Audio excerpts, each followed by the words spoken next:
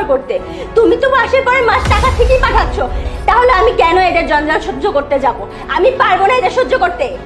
আমার বোন আমার বাসায় প্রয়োজনে সারা জীবন থাকে। যদি তোমার কোনো সমস্যা থাকে তুমি চলে যেতে পারো। আর তুমি কি ভুলে গিয়েছো যে এই বাড়ির মালিকটা না আমি না, এই বাড়ির মালিক আমার বোন আমার ভাই সবাই ভাগ চায়, কিন্তু কখনো ওরা আমার কাছে ভাগ পর্যন্ত চায়নি। কেন জানো? কারণ ওরা আমার উপর একটা আস্থা রেখেছে, বিশ্বাস রেখেছে, যে কারণে ওরা মনে করে ওদেরকে আমি কখনো ঠকাবো না। আর তুমি আমার ওয়াইফ হয়ে দিনের পর দিন আমার মা আমার বোন আমার বাবার সঙ্গে খারাপ ব্যবহার করে গেছো আমার সামনে। আর তুমি আমাকে আমার ফ্যামিলি থেকে দূরে রেখেছো, আমার ফ্যামিলির সঙ্গে আমাকে যোগাযোগ পর্যন্ত করতে চাও না। সমস্যা কি তোমার? তোমার বাবা মা যখন আমার বাসায় আসে, কই কখনো তুমি অবহেলা করি না? তোমার বাবা মা আসতে বাজারের সব থেকে বড় মাছটা আমি নিয়ে আসি, গরুর মাংস একদম তাজা দেখে নিয়ে আসি।